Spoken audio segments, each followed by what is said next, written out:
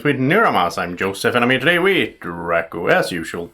And today it's time for another one of these impressions vlog with a little bit of updates as well. I don't really do these sort of, update vlogs these days because not that much happens, sadly. I was planning, like back in January when I set up this format for this year, I was planning for like monthly update vlog and impressions vlog. Because I was thinking I was going to go to a bunch of, conventions and meet people and develop, stuff like that. It didn't happen, obviously, since we're in these times. These strange times in so many ways. But let's talk about some games, because that's fun, right? So 5 games that I played, more or less new games. I think there are more new games this time around than it was last month. So let's start off here with, it's going to be 2 legacy games, by the way. So let's start with one of them, which is Aeons End Legacy. And in Aeons End Legacy, it's the of course, build up the legacy version of Aeons End, which is, in my opinion, a really fun deck building sort of adventure style game.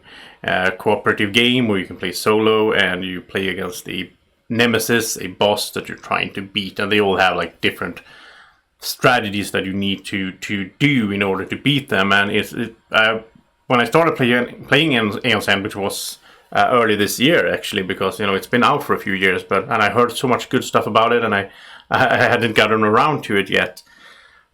The feeling of those, fighting those different bosses and finding that strategy, and like the market card that you get, they are all out there. So from the start, so you can form a strategy in your head before you start playing. And that reminded me a little bit of like these old computer games or like video games like Mega Man or Final Fantasy and so on, or World of Warcraft, where there's a boss you're going to beat, and every boss has its own unique way of attacking you, but also sort of weaknesses that you need to find in order to beat that boss. And yeah, I really enjoyed it, and so I was so excited to get the legacy game.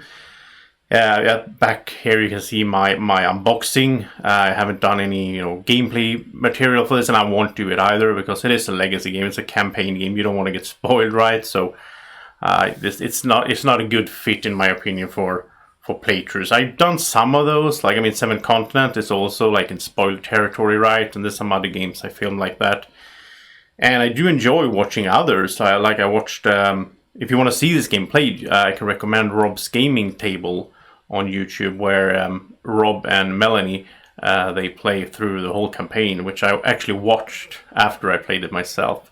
So yeah, that was really fun as well to see how they tackle all these things, because in the game you are going to start very basic, and then you're going to, as in many legacy games, it's going to ramp up. Now, I both like this game and I also had some issues with it. I do recommend it though. If you like deck builders, if you like Aeons End, you should really, play through the legacy game.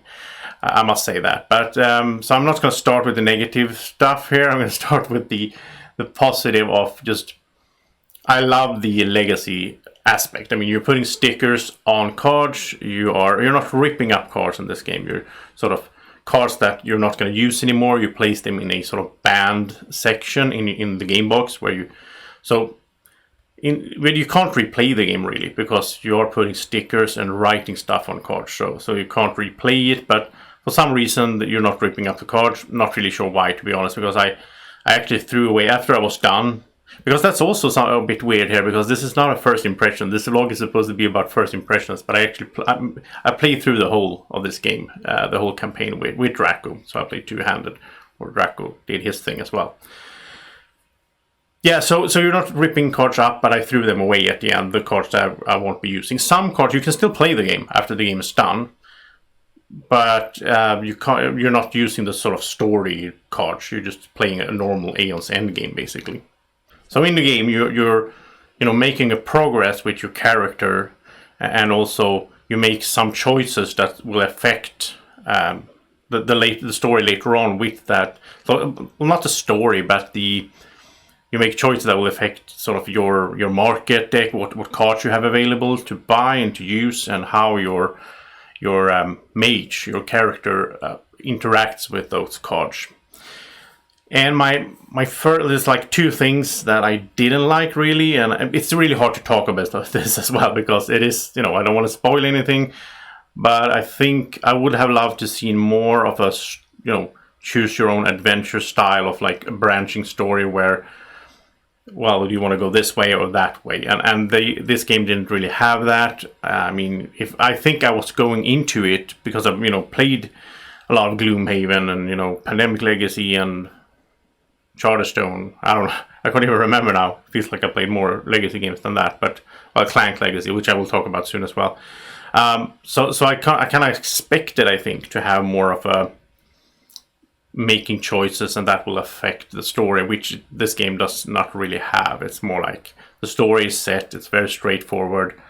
But you, of course, if I would play this again, in a few years or whatever, then I could do I could do choices to my character that would affect how the game plays out.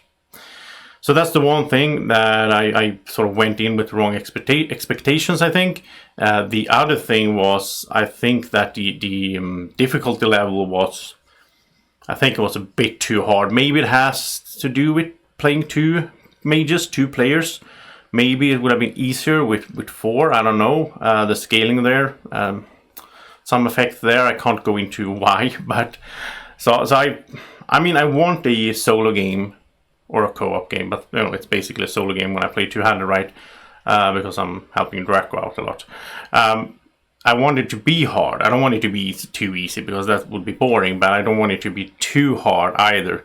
Like you feel, so that you feel that, wow, there's no chance I can get through this. Which is, not the whole campaign, but at some points I just felt like, I can't do this. There's no way I can beat this boss. So that was a bit sad. But overall, nice game, and I really can recommend it if you like these kinds of games. Now let's go to the next Legacy game, and that is Clank Legacy. Okay, so Clank Legacy is the other Legacy game that I played recently, and this is more of a first impression, to be honest, because I haven't played through the game. Played this with a few friends, and we got to, I think we played 4 or 5, I think it's 4 games we played, and then the whole quarantine thing happened, so we haven't been able to continue, and it's a bit sad, but at the same time I feel like then, it's not going to go anywhere. We have it there. It's going to be so much fun when we can get back together and keep playing this. So, yeah, it is what it is. But the game is... I obviously haven't made any content on this. I don't own the game myself really either. It's one of my friends that got it. But so I'm on Board Game Geek page here. Just to show you a little bit, a few pictures. Again, spoiler territory and all that. I'm not going to spoil anything, obviously, because I've checked through these pictures already. But yeah, so it's hard to talk about. But Clank, the actual Clank game, is so much fun. I really love that. It's in my top 25 or something like that. It's really high for me on my all-time list. I think it's so much fun, and there's a lot of humor in Clank. I like the setting. I like the original Clank with the fantasy setting, and then I have all the expansions for that as well. And there are some Clank videos on the channel that you can go check out. You can always just search for like Clank and then Niramas. That's the easiest way to find the videos, I think, on YouTube, because I've done so many videos that it takes some time to scroll through. I have some playlists as well. I think you can search for like a Clank playlist. Anyway, the game is a deck builder. Once again, I love deck builders, as you know. And this one, you're sort of, it's a classical sort of the dungeon quest where you go down a dungeon and you're trying to get a treasure or more, treasure and gold and so on, and then get out of there before the dragon awakes and kill you. And you do this with deck building, so you have cards you play that gives you boots that you can move with, and you have swords, which means you can be fighting monsters, and you have skill, which is sort of the currency of the game to pick up new cards and improve your deck. But when you pick up new cards, you're going to replace those cards in the market with new cards, and if that new card has a dragon symbol on it, then the dragon attacks everyone. So there's like a there's push your luck in this game. It's deck building. It's some fun strategy and like a race as well, because if one player goes down and grab a treasure and they get out, then timer basically starts where everybody else gets a tougher time and have to get out of there before it's too late. And in Clank Legacy, you all have your own character. You have these minis, which is really cool as well. I really like that. And you're trying to, well, it's called Acquisitions Incorporated, and what you're doing is you're sort of working for this franchise of adventure company. So you have like quests you need to complete, and again, I mean, legacy game. In this game, you rip up cards, you put out stickers on stuff, both on the board and the cards, and you write things, and it's like permanent changes. But just like the many other legacy games, you can play this one after you're done. You can keep, playing it like a normal Clank game, but then your board and your characters and all will be not unique, but sort of, it could be different from someone else playing because you make choices all through the game. And one thing I must say that I really, really like about Clank Legacy, I think, this is my favorite legacy game all time. For me, this beats Pandemic Legacy. Because in Pandemic Legacy, there's a lot of cool stuff happening there. And Pandemic Legacy is the sort of legacy game that started the whole thing, right? Well, it was a Risk first, but anyway, in that one, you make a lot of changes to the world, and you do decisions and so on in between games. So you play a campaign game in Pandemic Legacy, it could be like 18 games or something, right? I think it's a bit fewer in Clank. But in between the missions, you make choices and things happen. And it's also cooperative, which goes the same for Aeons End Legacy there. So this is a bit different here. In Clank, it's not cooperative. You sort of it's almost like a semi-co-op, which I usually hate, but it's not spoken. You don't have to cooperate and so on, but in some ways, if I go to the left and start doing some quest, then you probably will go to the right and do that quest that's over there. So, well, in some cases you will compete for the same thing as well, and you're always competing to get most points. But I feel also like in Clank Legacy that it's not that important with the points and all that and winning. It's more important to have a good time, and the whole story is the goal itself. The journey is the goal.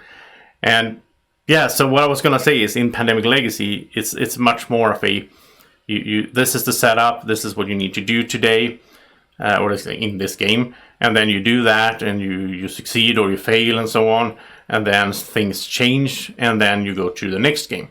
But in Clank Legacy, which it's so well melted into the whole game. So during the game, things will happen. You will change things. You will put up stickers. You will write. You will rip up cards. You'll make choices that affect not just you but the whole game.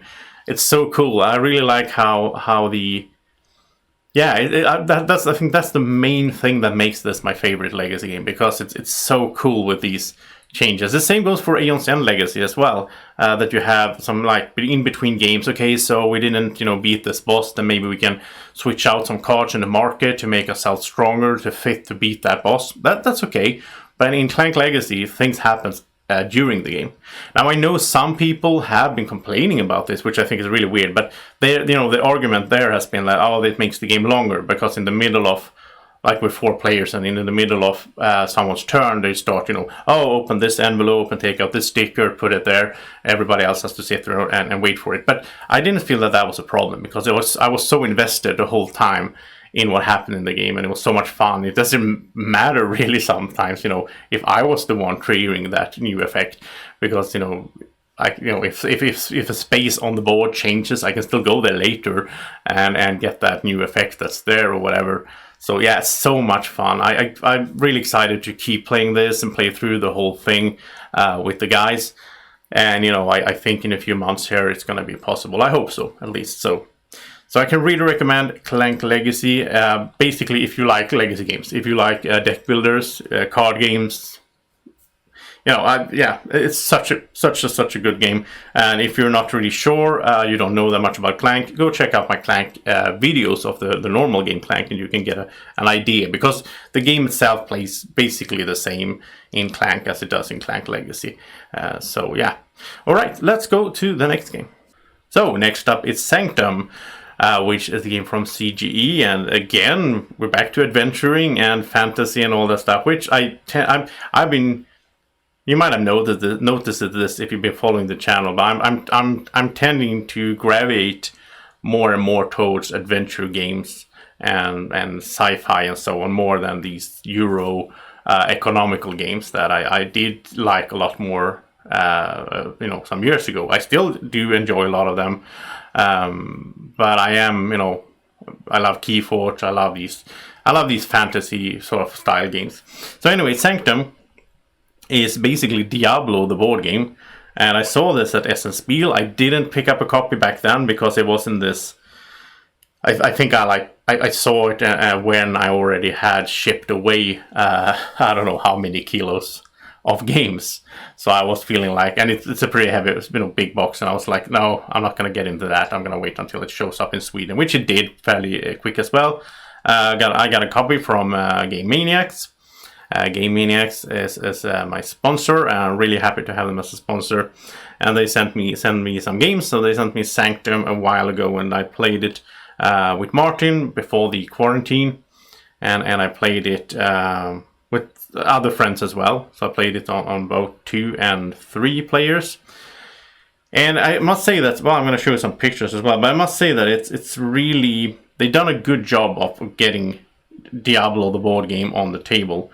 It's really cool how you have like a scrolling sort of, you put out these map tiles, these big map tiles, and then as you go through it, you remove the old one and you flip it over and put it in the front. So you have like sort of a scrolling board, but you don't really have, you don't have any freedom in where to go, because it's like a straight line you walk up.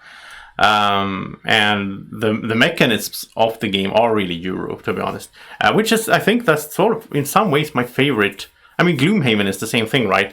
It's a thematic fantasy adventure game, but it doesn't, you know, the game doesn't run on random die rolls.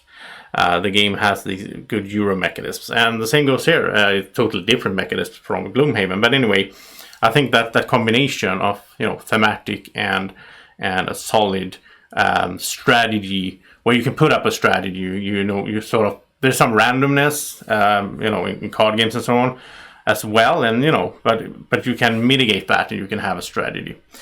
So yeah, you're trying to beat the devil, basically Diablo, and you're beating. Well, these look like some kind of prototype pictures, because this are, yeah, they look different. So you're working your way up the map. You're getting better equipment, which is really fun. When you beat a enemy, then you're going to flip the card over, and he's going to turn into like this archer over here. He might be a pair of gloves on the back, because that's your loot that you got. And then you can equip them when you rest, and that makes you stronger, and it's easier to beat the next guy, right? This game has gotten some criticism because of the end game. The last part of the game, when you start, you know, you go down to hell basically, and you start fighting Diablo. And I can see that as well, because it's like 2 different games in some ways. The first part of the game, which is, you know, the main part of the game in time and so on. And that's why I really like the game, because if the last part of the game was the main thing, then I don't know, it's not that exciting. It's kind of weird as well, because it's not a cooperative game. You're racing to be, well, not the first, but you're racing to, everybody tries to beat Diablo on their own, which it's weird in some ways. I think in some ways this game would have been better as a co-op game. So weird when, like, I'm fighting Diablo over here and you're fighting Diablo over there. We can both beat him, or you might die and I might not, and then I win. I think that end game was a bit weird in this game. It was a bit strange how they put that together, because the first part, the main part of the game, is really solid in my opinion, and I had a really good time playing that. So going around here, killing monsters, picking up loot, making yourself, you know, stronger, classic Diablo stuff. I really like it. So yeah, I can recommend Sanctum if you're into this kind of stuff. And as you can see here, I should mention also that you can see here on the enemy here, he has 2 dice spots, right? So you roll dice, but it's like almost like a worker placement style, where you put these dice, assign them to the card in order to do the damage, and you can mitigate them in so many ways. So it's not just, you know, luck based. Anyway, that is Sanctum. Now let's head on to the next one. Okay, so now we're into more of a, well, sort of Euro city building category with Sprawlopolis. Now this is a special game in many ways. First, it is special in my opinion because it's a so-called micro game, and it has, I think, 18 cards. That's the whole game, and there's like a little series of these that they put out. So there's like, I think, 3 of these, and I played the other 2 as well, the Stew and Circle the Wagons, and I like those as well, but I'll talk about those in another Impressions vlog. But in Sprawlopolis, you have these, so you have 18 cards, and you take a few of them, I don't remember if it's 3 or 4, and you flip them over, and randomly you take those, and that becomes the goals of the game, what you're trying to build, like in which pattern you're trying to build up your city, right? And this is a cooperative game as well. I think basically I would say this is a solo game. This is for 1 to 4 players, but I just think this is best as solo. I played it with Martin as well, but yeah. So you're putting out the cards that are your goals, and the other cards goes into a deck, and you draw from that deck, and then from your hand you're going to play out cards. And what you do is you form like a puzzle. Let's see if I can find a good picture over here. I think this one here. So you put the cards, like you can put them next to each other, we can put them on top of each other, and these squares forms the city with different kinds of, like most city builders, you have like different kinds of commercial district or a park or whatever, and you also have like a road going here that you're trying to connect. And depending on those goals, so it's like 3 goals, then you're building in a certain way. So it's a lot of variation, which is so amazing how you can do a game like this with just 18 cards. You can get so much variation going. Because, one of these might say, I'm not sure what these say, but that you're trying to make like a long road connected. And in that game, that's one of your focuses, because that will get you points, right? In another game, you don't have that, so you can just ignore the roads and so on. So it's interesting how they... Yeah, here you can see another picture of how you're trying to build this up. It's a bit of a, it's a puzzle game really, where you're trying to build up the city here with these cards. And I like this, like how you place the cards on top of each other. You can choose how much of the old card that you cover up in order to form a new district. Like in this big picture here, they have a really big park, because I think one of these goals says that you get points for having a big park. So really cool game, and this is one you can bring in your back pocket really. It's so small, and it's a solo game that you can play it wherever you are. Really like that. So I can recommend Sprawlopolis. And the final game for today that I will be talking about is Word Bank. And Word Bank is a kind of game that you don't see me talking about that much at all. It's not a party game, but it's like in a category, in a different kind of category, I would say, than most games I play. This is a very light game in some ways, a few components. It's just basically a deck of cards, that these round cards that you can see here, circular cards. And you also have some diamonds in player colors. So if I'm the yellow player, I would have these diamonds, which they look really nice as well. The box is like magnetically done. It's really nice production here from Blue Orange, and I really like this game. In some ways it surprised me. At the same time, I don't know. I mean, I really like word games. I played a lot of Scrabble, both back in the days. And also Word Feud and so on my phone, and I like language. I like words and all that stuff. So I don't know why I don't know why I don't play more word games. I should be seeking out word games actually.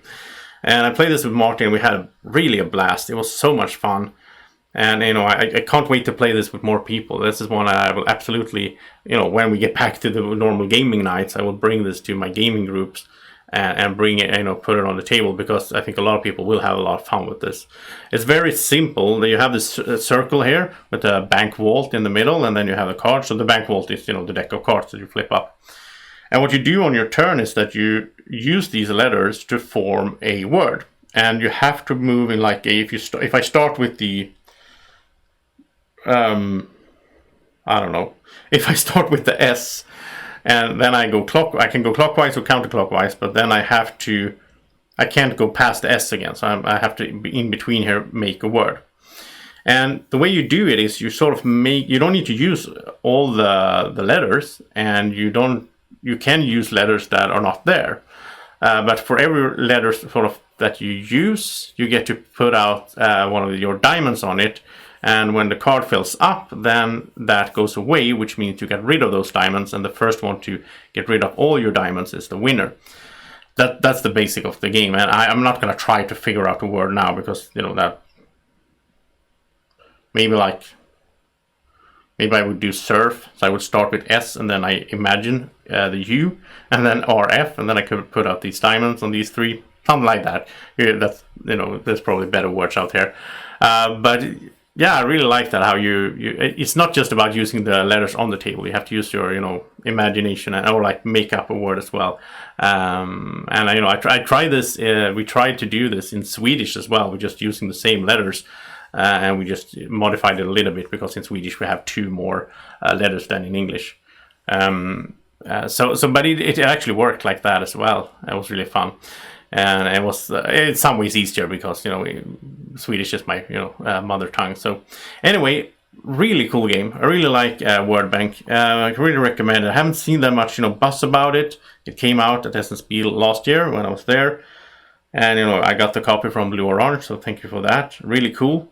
And, you know, I did have a little bit of it in my live stream from SNSP.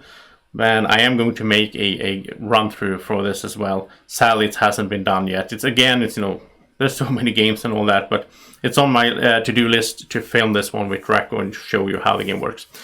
And that should be, you know, it's not going to be a long video. It's like a 50-minute game, right? But yeah, so that is Word Bank. And today I only been talking about games that I like, really.